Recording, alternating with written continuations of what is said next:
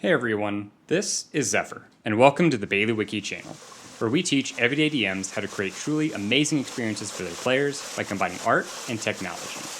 We also make modular systems and scenes that you can use without any setup.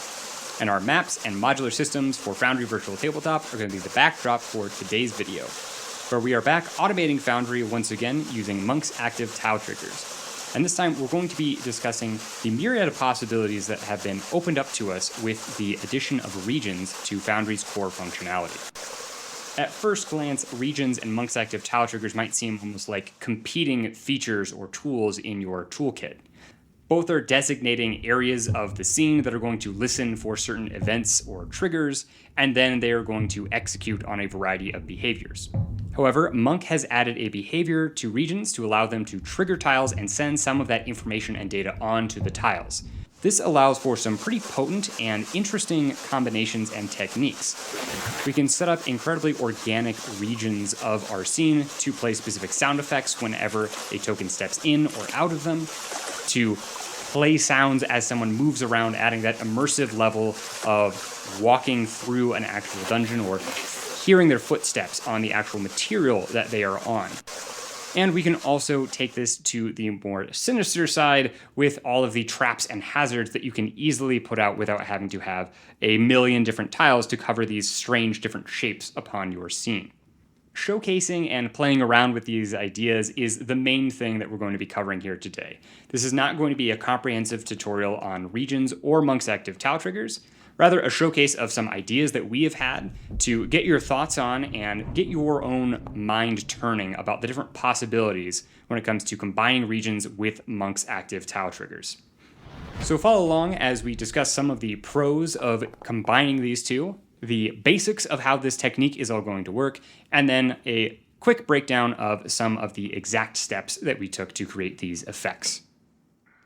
First, let's take a look at a situation where we want to use regions and Monk's active tile triggers together rather than one or the other. Sounds are an incredibly powerful way to add a lot of immersion and realism to a scene here. In this particular setup, we have this great ambiance of dripping water in the sewer, and then we have these tiles here that I can see as a GM, but my players would not be able to. When a token steps into the water, they will hear a sploosh sound whenever they get in, and they will intermittently hear these different waiting sounds. It's not 100% of the time because that can be a little bit much. And then when we step out, we get another sound. This is a great application of using Monk's active tile triggers, but as you can see, I'm using a lot of different tiles here, and this can create some other issues. For example, when I go to move between two of these water tiles, I hear both the entry from the tile I just moved to and the exit from our other tile. So it no longer is so clear that those are entry and exit sounds compared to the regular movement sounds. While you can set this up in such a way that it will intelligently know what is a water tile versus what's not, you're still going to have to make a lot of different tiles here to make this work with a organic shape. And this is even a pretty easy example since we are using man-made straight lines and regular curves. But this gets much more complicated with a river or a stream. And so even if you do set up a way to figure out whether it's a water tile or not, it's going to be more work and you're going to be using a lot of tiles. If you have a tile for your body of water, say a river, that's all well and good if you're doing completely tile-based map making, but sometimes that body of water is going to be embedded in another image, or is going to have other tiles layered over top of it. So utilizing Monk's active tiles' great use image rather than transparency feature is not going to be able to work in all situations. Similarly, if we open up regions, we have some other limitations here. The biggest one is probably that in the behaviors, we don't have any options for actually playing sounds directly or having things execute on movement for just a specific sound to be played, etc. We would have to use macros or scripts in order to actually play the sounds that we're getting here. And so that is going to be the place where this really shines, where we would need to create macros or scripts to leverage regions to do the powerful things that Monk's active tile triggers can, and where we want more organic or more fine-tuned shapes than what is practical with a tile. Let's first take a look at a really basic level of how all of these tiles and regions work together here. So I've got a very simple scene here just with a few example tiles and regions already on it. And you'll go ahead and set up your tile because you need to have the tile already in existence before you create the region and add the triggering tile behavior to it. I have a tag on this tile that's not important here. In the future, you'll be able to actually target tiles via tags, but as of right now, it's going to be using the UUID, which we'll grab in a moment. Triggers I have on the setup, I have manually activate here. You can also add additional triggers if you want the tile itself to trigger. Otherwise, you can just leave it as manually activate. And then you probably also want to tick off this token must have site to trigger. This is on by default, so go ahead and take that off. Everything else is good to go as normal. And then you'll set up your actions here. I just have something saying, this is tile 1, action 1, and it's going to tell us the method. And I'm actually going to pop out my chat here so we can see this nice and easily. And now when it comes to creating my regions, see I already have a few in place. So I'm going to make a new one here. Make sure I have it selected. And then I have this force snap to grid, doesn't really matter. But then we're just going to draw it in place. And now we're going to configure the region, and in behaviors, we can add a new behavior that is trigger tile. And this is added directly through Monk's active child triggers. We'll create this new region behavior, and then the events are going to be what actually causes this to go on and off. So we can just hit token enters. And then for the tile here, we are going to need to grab the UUID. And so you can either grab that ahead of time or you can do it while you have this open. Go ahead and grab this copy document ID. It's just a left click on the little book icon here in the top of the tile config. Then you're just going to paste that and then hit add document, and that's going to be filled in there. And we'll see our tag name shows up there as well. Otherwise, it'll just have the UUID. And we want to make sure this trigger using event is turned on in most cases here. This is going to give extra information to our tile so that it knows what token triggered it and who was the user and how it was triggered exactly.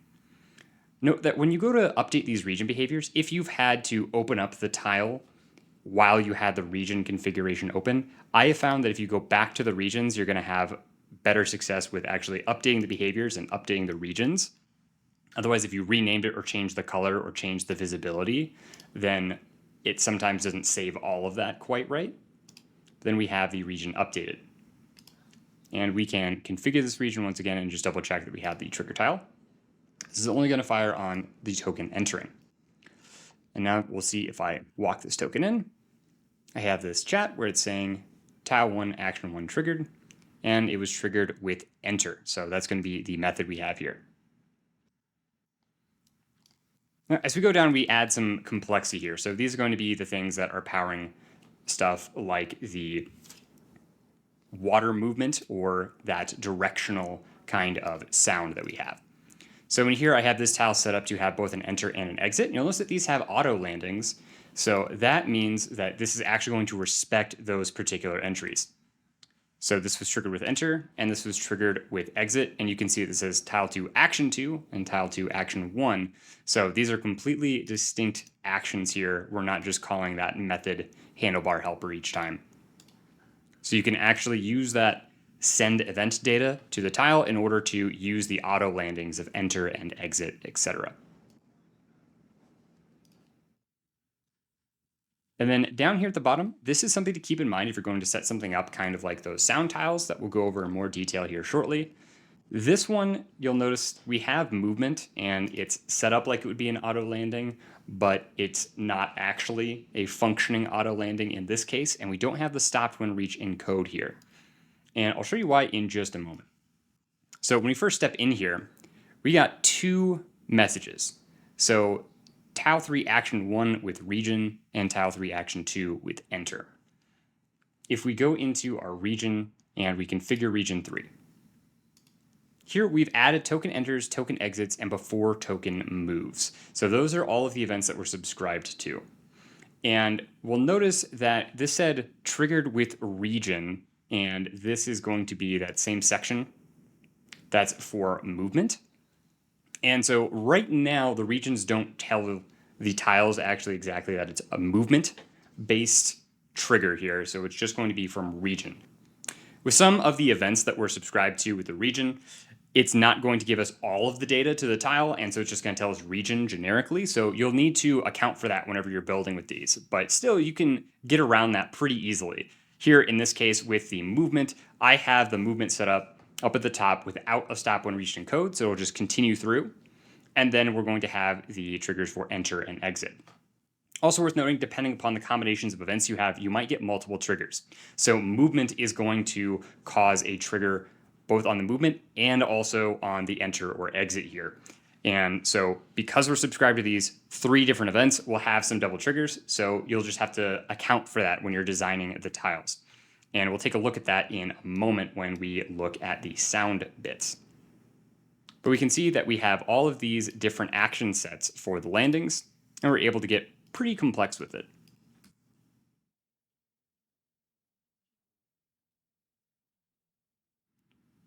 Now, these are not limited to just a single tile. You'll notice that when we had our behaviors earlier, that we were subscribed to just a single tile.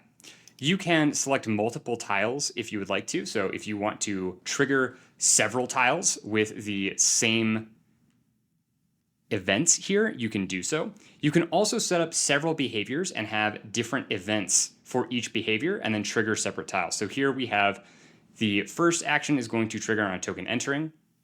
Then the second behavior is going to trigger on a token exiting.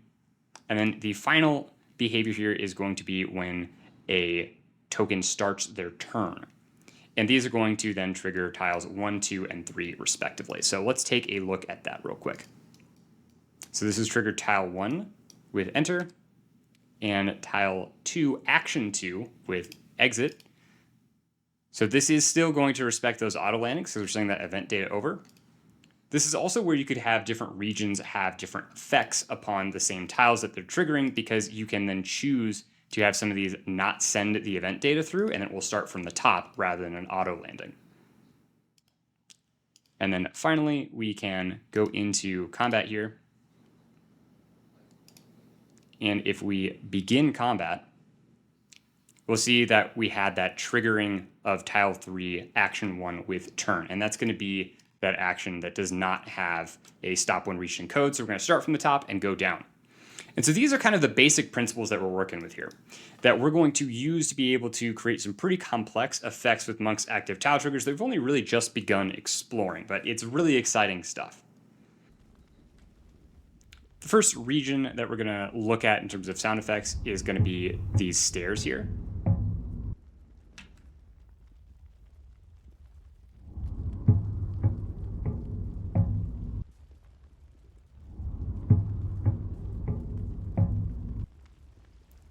So this is a pretty straightforward setup. So this section here, these metal steps, it's a region configured that is going to run from the bottom up to infinity, and then in the behaviors, we're triggering a particular tile, which is going to be the metal steps over here. And we are subscribed to before the token moves. I think this makes a lot of sense because once you issue the movement command, it's going to immediately start playing, as opposed to when the movement command is finished, then playing. So if you're using the whole click and drag component like we were earlier, it's going to play the sound as your token is actually moving. And the tile that we're triggering over here, it's very simple. It's just going to be in the setup. It's set up to have manually activate. And again, we have this token must have site to trigger. We have that turned off. And then up here, one thing I've noticed with regions triggering tiles is that this chance to trigger doesn't quite obey like you might think. It's bypassing this a little bit with the manual activation. And so I have added in this random number, just set to 50%. And then there's no need to add a landing for it to go to on fail unless you want separate actions for when that random number comes up.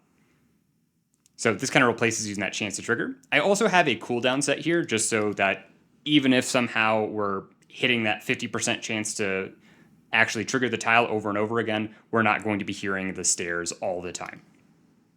And then we're just playing this sound for the triggering player, sticking to the scene and preventing it from starting if it's already playing. So if we've somehow still got the sound playing, it's not going to repeat it. So a very simple, very easy way to add some cool immersive soundscapes to your maps by just having these little areas where players can hear what their footsteps sound like on that particular flooring. The other piece we have is a bit of an environmental hazard or a trap here. I'll go ahead and turn this region's visibility to always on. And we have Eustace the Undying here, and he's going to go ahead and step into the lava. And this is using a simple harm token setup. And we also have this set up to start if someone begins their turn here. So if we go ahead and start a combat, at the beginning of his turn, he's going to take that 2d10 damage as well.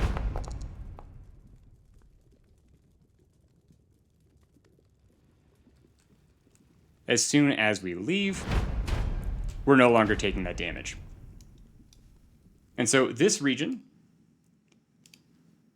is going to, again, have a trigger tile behavior here. And it's subscribed to a token entering and a token starting its turn. So very similar to a lot of different hazards in Dungeons and Dragons or Pathfinder, etc.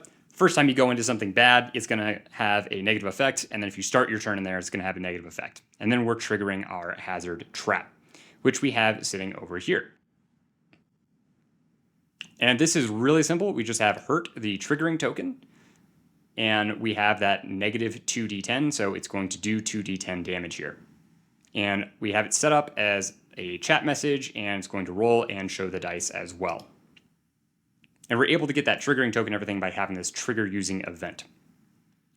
Then I have another example over here, actually, where we're going to attack using an actual actor. So we'll update the tile, and we'll take a look at that. If we go back to poor Eustace here and we step down,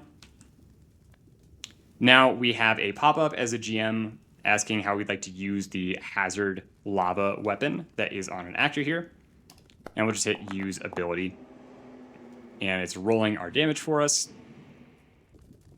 And we can even see that it's got the type for fire. This is unlike the other damage we were receiving that was completely typeless.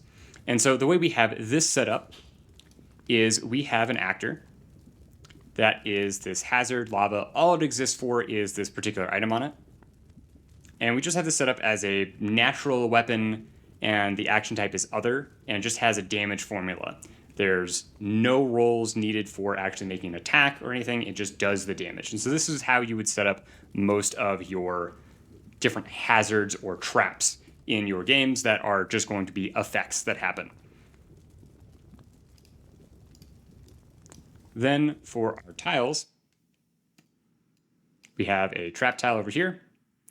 And so it's the same one that we were looking at earlier with that hurt command. Instead, this is using the attack action. And then we are targeting the triggering token here, and then we've selected our hazard lava actor, and then they also have the hazard lava weapon. And we're using the use version of action rather than attack or chat card. Then we're also showing the chat card, and the roll is public, and we're fast forwarding, so it's just going once we hit use. You can then tie this into a whole lot of other things. If you want to have things that apply conditions, or you have something like MIDI QOL set up so that you can apply over time effects with this as well, there is a myriad of options here. But this is a pretty cool way to have a environmental hazard or something like that within your map that is going to feel very punishing. And then, of course, you can combine this with sound effects as well. You can have sound effects play with the attack, either using another automation module or just using play sound actions here on the tile. And you can also combine this with some of these step options here to have maybe a bubbling lava sound, etc. Hopping back over to our water demonstration, I've moved one of our regions out of the way, and then we have our actual steps area. And let's just take a look.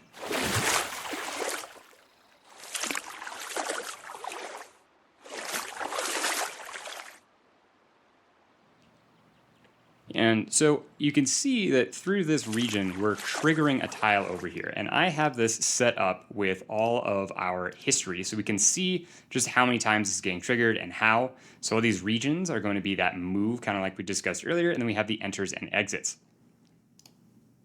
When we go into our actions, this is going to look pretty familiar to a lot of the different movement-based sound tile setups that you may have seen in the past, or like the ones we showed in the sewer there earlier. And we have the start where we're going to have movement, and instead of maybe some other tile setups, we're going to actually have this not stop in code, and we're going to continue. And because we are tying this in with enter and exit, we want the movement to not fire every single time. It's kind of a lot if you're always hearing the waiting sound, especially if you're primarily using arrow keys or WASD to move one tile at a time. So we have this random number entry in here to reduce the frequency of that. And then we're just playing a sound file whenever we're moving around. Then when we are using an enter or an exit, we're going to jump to those landings. And an important thing here, as we mentioned before, with some of these actions, particularly movement, we're going to get two triggers of this tile because there's two behaviors that are both getting sensed by the region. So those two events are movement and then either enter or exit, right? And those will both cause the tile to trigger. So what we have added here is on these enter and exit landings, we have a stop sound that's pretty short with the fade here to stop any of the sounds that are on this particular tile that are currently playing. And then that is going to cause any of the movement sounds that may have started from continuing to play, and then we get a much cleaner sound with the enter and exit.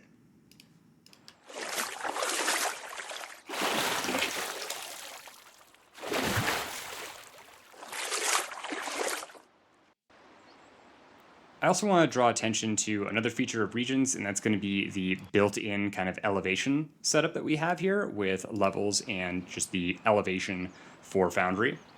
So if I go up to 10 feet here, say I'm hovering or I'm flying, we'll notice that the water sounds aren't triggering at all, and that's because the regions, much like tiles, can respect the elevation ranges here. So this just goes from -infinity up to 0.